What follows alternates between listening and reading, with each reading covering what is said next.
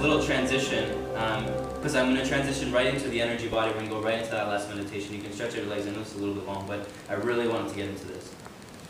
The idea of having an energy body, you're starting to hear this more. You're starting to realize that, okay, acupuncture is becoming so well known in the Western culture. How is that the case? When you see an acupuncture diagram of the body, you see all these lines, these meridians going everywhere.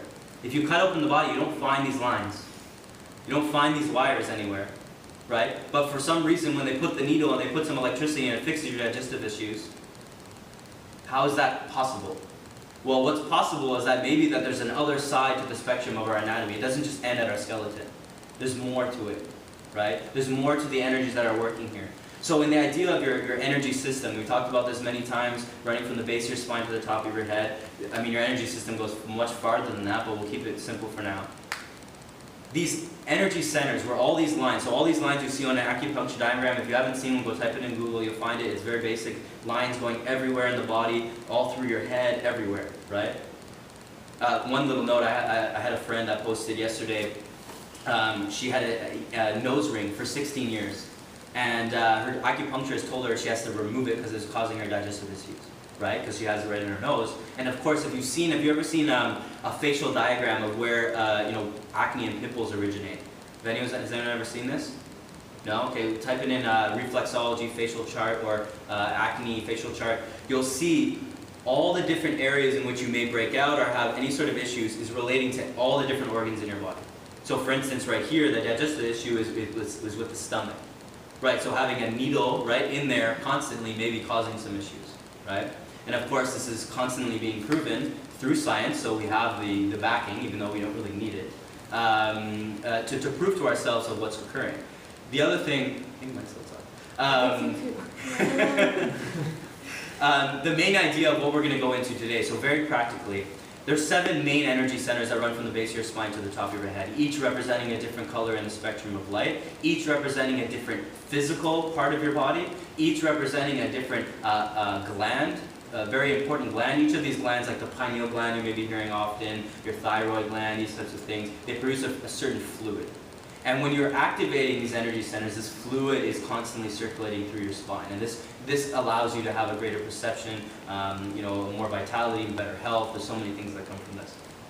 But when it comes to these centers, everything in your life is manifesting from that. In the Eastern cultures, when it comes to any physical ailment, you have a knee problem, you have a digestive issue, you have breast cancer, for instance. For breast cancer, most of the reason why breast cancer is coming from is from a lack of circulation of energy. When women go through their menstrual cycle, you're preparing for a baby, right? So what happens? Energy comes to your breast to produce milk and also produces the egg. Obviously, the egg gets flushed out every month, but what happens here? If you're not circulating your energy through exercise, if you're not massaging them or getting, a partner to massage them, then there's no circulation of the energy. And this is a big cause of breast cancer and the buildup of what happens here. So, this happens to everything. All ailments, all physical ailments come from a deeper energetic level. And this is why in the Eastern culture, they don't give you a Tylenol. They give you a needle and they put some energy in it, or they do some healing, or they do whatever Ayurvedic medicine, whatever they need to hit on a deep, deep, deep level, right? And not to say that pharmaceuticals is, well, we'll see. There's a good majority of them that you should not be taking. Same with splitting open with a knife. It's generally not always recommended, and it's generally not always necessary when you can do it in many other forms, right?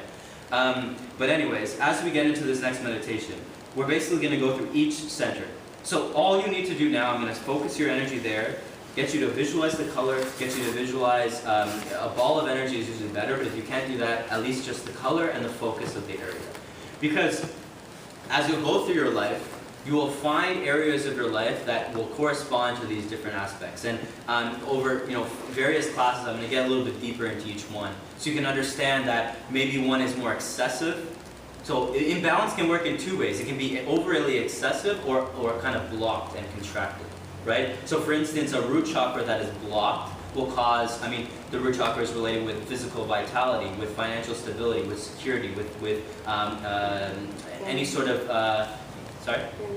The family, exactly. Security, all the things that really bring you and make you whole on a very lower level of basic need. That's what it will basically relate with. If you have it blocked, you have issues with money, you have issues with anger, because anger has a lot to do with the beastly nature of you, like the animal nature of you, right? If it's overly excessive on the other side, you may actually be flowing with money, flowing with things, but have no idea how to deal with it. You actually also may be lazy in the sense that you think everything is handled, you don't need to worry about anything. That's another reason.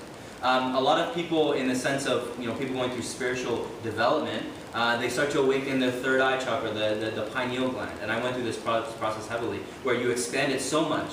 You're constantly lucid dreaming, your dreams are the most insane things ever, you're delving into all kinds of things. And it's creating it so excessive that you forget about everything here. Don't worry about money, don't worry about my physical health, no hygiene. A lot of the quote-unquote hippie that everyone kind of hates on, that's generally the perception, is they've activated the higher chakras so much, but they have no worry about anything here.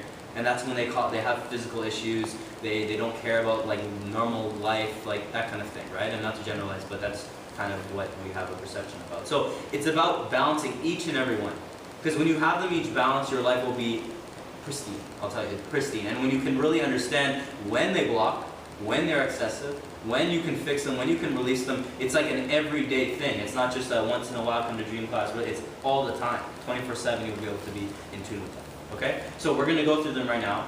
If you have no idea what I'm talking about, you think I'm crazy, just focus your attention, focus the color. And I'll tell you, you'll probably be able to feel some sort of sensation through your body. Okay?